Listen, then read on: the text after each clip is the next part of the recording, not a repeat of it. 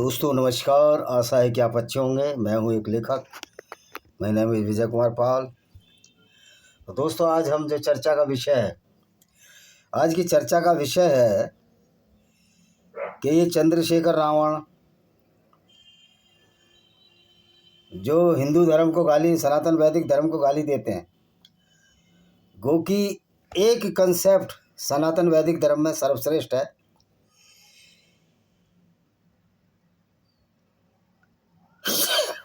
उसको तो हारिस सुल्तान भी खारिज नहीं कर सकते और गालिब कमाल जो नास्तिक हैं वो भी खारिज नहीं कर सकते। और मैं भी वैसे किसी अल्लाह या किसी विभिन्न धर्मों के जो गॉड हैं, खुदा हैं, उनमें विश्वास नहीं रखता, क्योंकि ये सब फैलेसी हैं, ये सब हमने बनाया है, इसका कोई औचित्य नहीं है। तो दोस्तों खैर, इसी बात पर सनातन वैदिक धर्म की इस बात को कैसे कोई खारिज कर सकता है? वसुदेव कुटुंबकम। गालिब कमाल को शायद इतना सनातन वैदिक कल्चर का नॉलेज नहीं है और ना हारिस सुल्तान जी को है। तो ये बताना चाहता हूँ, मैं कोई तरफदारी नहीं कर रहा, मैं तो मनुस्मृति का बहुत घोर विरोधी हूँ, क्योंकि मनुस्मृति भी मूर्खतापूर्ण किताब है, इसमें कोई शक नहीं। क्योंकि जब आप तसव्वुर करते हैं कि एक आदम था, एक हव्वा थी, यहूदियों की धर्म पुस्तक के अनुसार और ईसाइयों की धर्म पुस्तक के अनुसार, तो आदम हव्वा इस तरह की जब कहानियाँ, और मनु ब्रह्मा का पुत्र और उसकी बेटी शत्रुपा, आपस में भाई बहनों ने डिंगी डिंगी किया और पूरी सृष्टि बनाई। ये यहोवा कहता है, ये याहवे कहता है, यानी कि यहूदी, इस्लाम, सनातन वैदिक धर्म की जो ये व्याख्याएं सारी फ्रॉड हैं, पाखंड हैं। तो दोस्तों आज मूल विषय पर आते हैं। सनातन वैदिक धर्म के पाखंड जो कि मनुस्मृति है, मनुस्मृति तो पूजने लायक किताब ही नहीं, मानने लायक किताब ही नहीं ना। वो अगर वो सनातन वैदिक धर्म का अंग भी है तो उसको निकाल बाहर कर देना चाहिए। रामचरितमानस को भी बाहर कर देना चाहिए। कुछ पंक्तियाँ उसमें हैं विवादास्पद, उनको चालू नहीं रखा जा सकता। रामभद्राचार्य जैसे मूर्ख हों, या स्वामी नित्यानंद कौन से महाराज हैं जो आज यूजीसी पर, उन्होंने एक बार कहा था कि मनुस्मृति चालू होनी चाहिए, तो मूर्ख स्मृति है। ऐसे ही वो उपाध्याय वकील साहब हैं कि जो कानून लिए हैं ये मनुस्मृति से लिए हैं। निश्चित तौर पर कुछ कानून मनुस्मृति के अच्छे हैं, उसी में लिखा गया है यत्र पूजते नारी तत्र वसते देवता। मैं मानता हूँ इस बात को, मैंने मनुस्मृति को पूरी तरह से अध्ययन किया है। लेकिन जहाँ ये ब्राह्मण के मुख से और क्षत्रिय इस तरह की बातें आती है तो ये खारिज हो जाती है मनुस्मृति। सिर्फ एक ही चीज़ पर सनातन वैदिक धर्म कंट्रोल रह सकता है। वो किस चीज़ पर कंट्रोल रह सकता है? वसुदेव कुटुंबकम। जब हमने सारा संसार ही अपना परिवार मान लिया तो फिर मनुस्मृति, ऊंच नीच, भेदभाव, जाति, वर्ण व्यवस्था अपने आप खारिज रह जाती है। तो दोस्तों फिर अगर मनुस्मृति है, रामचरितमानस है, जिसमें कि ढोल गंवार पशु शूद्र नारी कहा गया है, वस्तुतः ये किताब भी बहुत ही गंदी और अपवित्र किताब हो जाती है। और इसको हम रामचरितमानस की खिलाफत करने वाले सैकड़ों लाखों करोड़ों हिंदू हैं। ये तो ब्राह्मण कहेंगे कि ढोल गंवार पशु शूद्र नारी सब ताड़न के अधिकारी हैं। ताड़न को ताड़ना नहीं बताएंगे, परसिक्यूशन नहीं बताएंगे, वो कहेंगे कि ताड़न समझाना है उनको। तो भाई शूद्र को ही क्यों समझाना है? फिर शूद्र की उत्पत्ति कैसे हो गई रामचरितमानस में? जहाँ वसुदेव कुटुंबकम की परिकल्पना है वहाँ शूद्र कैसे हो गया, कोई ब्राह्मण कैसे हो गया, कोई क्षत्रिय कैसे हो गया और कोई वैश्य कैसे हो गया? वसुदेव कुटुंबकम जब सारा, अब लोग कहेंगे कि हम तो सारे वर्णों को अपना ही परिवार मानते हैं, तो ये सवर्ण की क्या बेईमानी लगा रखी है? शूद्र भी तो तुम्हारा वर्ण है, तो वो सवर्ण कैसे नहीं है? यानी कि सिर्फ ब्राह्मण और क्षत्रिय जो कि कर्म के आधार पर होने चाहिए वेदों के हिसाब से, मनुस्मृति, उसको सीधा ही डायरेक्ट पैदा हो रहे हैं ये लोग। तो भाई ये सब फ्रॉड है, फ्रॉड है, फ्रॉड है। ना कोई मनु था, ना कोई आदम थी, ना कोई हव्वा था, ना कोई अल्लाह है, न किसी ने सर्वशक्तिमान ईश्वर को देखा है। ये क्रिएटरों को तरह तरह के नामों से पुकारने की शैली चलाई जा रही है। तो सारे कल्ट इंसानों द्वारा बनाए गए हैं, सारी आइडियोलॉजी इंसानों द्वारा बनाई गई है। तो मैं ये पूछना चाहता हूँ कि चंद्रशेखर, रावण, मायावती और जितने भी ये सो कॉल्ड दलित नेता हैं, कोई बुद्धिस्ट बन गया है, ये लोग जवाब दें कि बुद्धिज्म, बामियन की मूर्ति इस्लाम ने तोड़ी। पूरी इस्लाम और कुरान को हमने पढ़ा है और ये मानवता के खिलाफ गुंडागर्दी के सिवाय कुछ भी नहीं है। फिर आप लोग इस्लाम की आलोचना क्यों नहीं करते हो?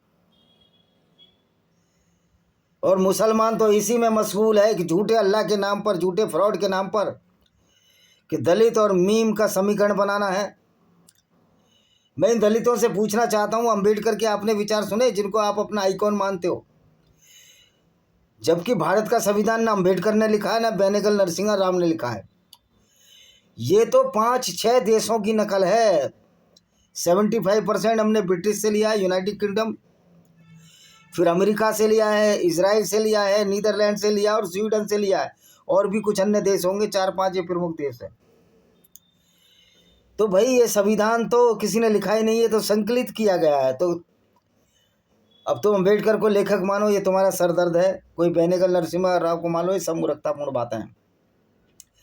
तो जब इतनी सारी मूर्खतापूर्ण बातों को हम खारिज कर सकते हैं, तो चंद्रशेखर रावण से हम पूछना चाहते हैं, वैसे तो मूर्ख है, उसका तो नाम हम अपने जैन में ही ले लेना चाहिए, ऐसे मूर्ख सांसद का। हम ये पूछना चाहते हैं, दलित नेता इस्लाम की बुराई क्यों नहीं करते? जबकि अम्बेडकर ने, जिसको ये अपना बाप मानते हैं, मेरा कोई बाप वाप नहीं है, मेरे माता और पिता ही मेरे माँ बाप हैं। मैं किसी गांधी को और किसी महापुरुष को अपना बाप नहीं मानता। वो मेरे आदर्श हो सकते हैं, सुभाष चंद्र बोस, शहीद भगत सिंह को भी लोग सिख बनाने की कोशिश करते हैं, वो तो किसी धर्म को ही नहीं मानते थे, वो तो नास्तिक थे। तो जहाँ तथ्य पूर्व बात नहीं है, वो किसी भी आइडियोलॉजी की हो। जन्मिक रूप से मैं सनातन वैदिक धर्म में पैदा हुआ, मेरा परिवार सनातन वैदिक धर्म को मानता है, लेकिन मैं सनातन वैदिक धर्म की सिर्फ वसुदेव कुटुंबकम को छोड़कर और किसी बात को नहीं मानता, क्योंकि किसी बात की आवश्यकता ही नहीं रह जाती। हाथी के पाँव में सबका पाँव है। जब उसने बोल दिया सनातन वैदिक धर्म में वसुदेव कुटुंबकम, फिर ये अगड़ा पिछड़ा, दलित, ऊंचा नीचा, कोई मुंह ब्रह्मा की लार से पैदा हो रहा है, कोई ब्रह्मा की भुजाओं से पैदा हो रहा है। मान लीजिए सब जगह ब्रह्मा के बच्चेदानी है। लोग कहते हैं प्रतीकात्मक है, सिंबॉलिक है। अरे सिंबल की अब जरूरत क्या है, जब साइंस ने सिद्ध कर दिया है कि कोई भी ना मुख से पैदा होता है, ना भुजाओं से पैदा होता है, ना पैरों से, ना पेट से पैदा होता है। और पेट से वैसे पैदा हो गया, उसमें तो इतने पेट में इतने जीवाणु रहते हैं। जो पैदा होता है वो साइंस ने सिद्ध कर दिया। तो मनुस्मृति, इसलिए मैं मूर्ख स्मृति कहता हूँ। जहाँ ये साइंस की बात आती है, सारे आइडियोलॉजी फेल है, झूठ है, फ्रॉड है। अब इस्लाम की आलोचना ये नेता क्यों नहीं करते हैं भाई? इस्लाम ही था जिसने बुद्ध बामन की मूर्ति तोड़ी। इस्लाम ही था जो चंद्रशेखर रावण को टट्टी कहता है, गंदा कहता है, नजास कहता है। चैप्टर 9 की 28 सूरह अल बकरा की अल तौबा की आयत है कि जितने भी गैर मुस्लिम हैं वो नजास हैं। लिटरली पोटी जितने गंदे हैं। जब ये पोटी जितने गंदे हैं तो फिर इनको इफ्तियारी मुसलमान क्यों दे रहे हैं बुला बुला कर, और क्यों ये टट्टियाँ जाके वहाँ इफ्तारी की दावत ले रही हैं? भाई टट्टी भी कोई दावत लेती है? तो चंद्रशेखर, रावण, मायावती, चंद्रशेखर, ये सब इस्लाम की नज़र में नजास है, जानवरों से भी गए बीते हैं। और ये जानवरों को मुसलमान इफ्तियारी क्यों दे रहे हैं, मेरी बात समझ में नहीं आती। और चंद्रशेखर रावण तो इतना मूर्ख सांसद है, सबसे निकृष्ट मूर्खों में गिना जाएगा वो, जो ये कहता है कि कुरान में कोई ऐसी आयत बता दो, अरे वे चूतिए के पट्टे, मैं तेरे को 178 आयतें ऐसी बता दूंगा जो ये कहती हैं कि गैर मुस्लिमों को कत्ल करो जहाँ पाओ, गैर मुस्लिम नजस हैं, पोठी जितने गंदे हैं। तो दोस्तों, ये जो दलित नेता हैं, मेरे दलित भाइयों, आपसे कहना चाहता हूँ, ये सिर्फ अपना स्वार्थ सिद्ध कर रहे हैं। इस्लाम का मानने वाला कभी भी दलित को अपना भाई नहीं मानेगा। इस्लाम में भाईचारा गैर मुस्लिमों के खिलाफ है नहीं है। उसमें तो साफ कहा, यहूदी नसारा हो यानी ईसाइयों को और गैर मुस्लिमों को दोस्त मत बनाओ। तो भाई ये चंद्रशेखर रावण इस्लाम की क्यों तारीफ करता है? यानी या तो ये मूर्ख है या बहुत बड़ा झूठा है या इसने कुरान नहीं पढ़ी। अरे इस्लाम तो वाहिद वो गुंडागर्दी है जो तू पूरी दुनिया को बर्बाद करने पर तारी है, उद्दत है। क्या आपने नहीं देखा ईरान में सिर्फ 32% मुसलमान है, 68% को किस तरह से दबाया जा रहा है? एक मूर्खा है यहाँ की आम आदमी पार्टी की जो दिल्ली में कहीं रहती है, बड़े बड़े बाल हैं, समझ में नहीं आती, नर है वो मादा है।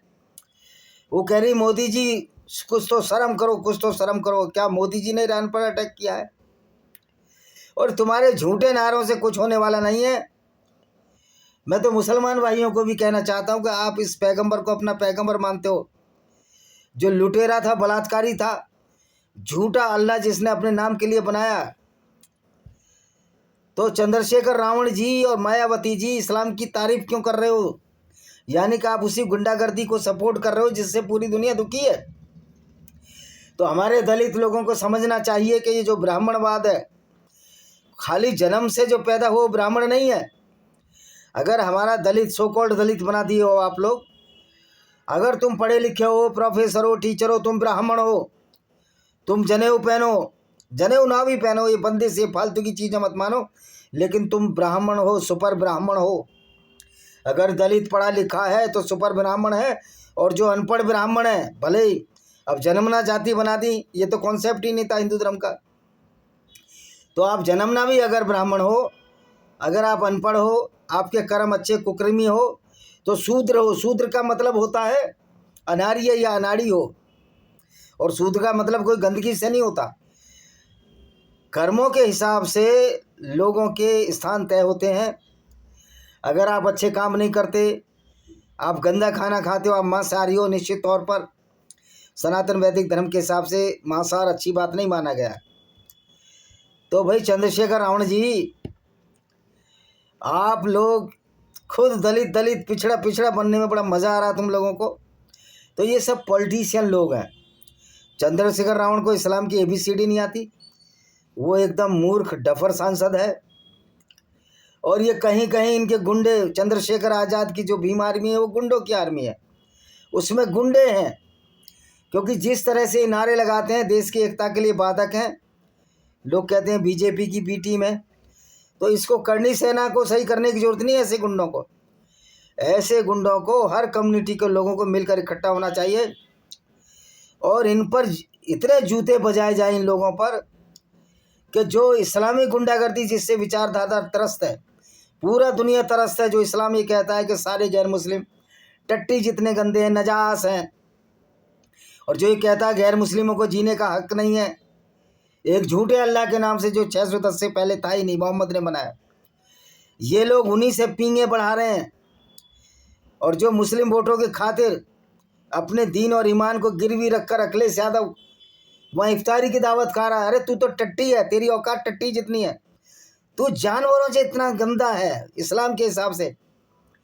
फिर तुम इस्लाम की सच्चाई सामने लाने से, तो तुमसे अच्छा तो सलीम वास्तविक हैं, तुमसे अच्छे तो एक्स मुस्लिम है जो इस्लाम की गुंडागर्दी के खिलाफ लड़ रहे हैं। तो सही मायने में हमारे हीरो वो है जो इस्लामिक गुंडागर्दी के खिलाफ लड़ रहे हैं, पूरी दुनिया में इस्लाम के खिलाफ और मनुस्मृति के खिलाफ जो परचम लहराए हुए हैं। लेकिन किसी को परचम फैलाए हुए हैं वो लोग असली हीरो हैं। रामचरित तुलसीदास लिखने वाला कोई असली हीरो नहीं हो सकता, क्योंकि उसने कितनी भी अच्छी किताब लिखी, अगर इसने जो गंदी चौपाइयाँ भरी रामचरितमानस, ढोल गंवार पशु शूद्र नारी सब ताड़न के अधिकारी, और एक एक मूर्ख मुझे ब्राह्मण, सो कॉल्ड ब्राह्मण, तिलक लगाए पोंगा पंडित मुझे मेट्रो स्टेशन पर मिला जब मैं बहुत दिन पहले दिल्ली आया। कह रहे इसका अर्थ आप नहीं समझते, तुम ही सारा कुछ और समझते हो। जो ब्रह्मा के मुख से ब्राह्मण पैदा कर रहे हैं वो हमसे ज़्यादा ज्ञानी है, और हमारी साइंस की मास्टर डिग्री प्राणी विज्ञान हमको नॉलेज नहीं है। तो इन मूर्खों की बातों में बताओ, इन तिलकधारियों की। जो पोंगा पंडित है, पोंगा पंडित का मतलब होता है जो मूर्ख होता है। ब्राह्मणों में तो बहुत अच्छे लोग हैं जिन्होंने दयानंद सरस्वती जैसे हैं। तो ये चंद्रशेखर रावण, मायावती, अखिलेश यादव सही मायने में इस्लाम की ये कोई बुराई नहीं करते, उसका खुलासा नहीं करते, ये भी आतंकवादी हैं। और इन आतंकवादियों के हाथ जो दलित और मुस्लिम और दलित समीकरण है, ये आतंकवादियों का संगठन है। और जो भी पार्टी मुस्लिम वोटों के लिए इस्लाम को खुलकर बता नहीं सकती, उसकी आलोचना नहीं कर सकती, वो भी आतंकवादी संगठन है। और जितने भी दलित नेता हैं जो इस्लाम की तारीफ करते हैं वो सारे के सारे आतंकवादी हैं। चाहे चंद्रशेखर रावण हो, चाहे मायावती हो, चाहे इवन अगर मोदी जी भी इस्लाम की तारीफ करते हैं बिना पढ़े लिखे, इनको भी ABCD नहीं पढ़ी होगी इन्होंने। और जो भी टेली प्रिंटर से ये श्लोक और मंत्र बोलते रहते हैं, मुझे नहीं लगता कि मैंने 8वीं क्लास तक संस्कृत पढ़ी, इनका विषय संस्कृत रहा होगा, मुझे नहीं मालूम। लेकिन नॉलेज बिल्कुल नहीं है, जीरो नॉलेज है इनका। पॉलिटिक्स में नॉलेज की जरूरत ही नहीं है, सारे तो IAS और IAS लोग या अफसर, विभिन्न पब्लिक सेक्टर के अफसर ही चलाते हैं। सब निगाहें इन मूर्खों से थोड़ी चलती है दुनिया। तो चंद्रशेखर रावण और दलित नेताओं का मेरा यह आग्रह है कि आप इस्लाम के, तुम्हारे कंचों में पानी है तो इस्लाम की सच्चाई लोगों के सामने लगाओ, और हमारे दलित लोगों को गुमराह न करो कि मुस्लिम और दलित समीकरण बन सकता है। इस्लाम इस्लाम है, वो दलितों को भी टट्टी जितना गंदा समझेगा, नीची जगह जितने भी गैर मुस्लिम हैं उनकी नज़र में, इस्लाम की नज़र में वो सारे गंदे हैं, नजस हैं, पोटी जितने गंदे हैं। चाहे वो चंद्रशेखर हो, मायावती हो और अखिलेश यादव हो। SC/ST एक्ट बन सकता है, तो फिर जो इस्लाम से प्रताड़ित हैं उनके लिए काफिर एक्ट क्यों नहीं बन सकता? जो इस्लामिक गुंडागर्दी के खिलाफ लड़े। काफिर का मतलब सारे गैर मुस्लिम पूरी दुनिया के। यूनाइटेड नेशन आर्मी को गैर मुस्लिम जिनको कि इस्लाम काफिर कहता है उनको बचाने के लिए काफिर एक्ट भी बनाना चाहिए। इसी के साथ मैं इस वीडियो को विराम देता हूँ। वंदे मातरम, जय हिंद, आपका दिन शुभ हो।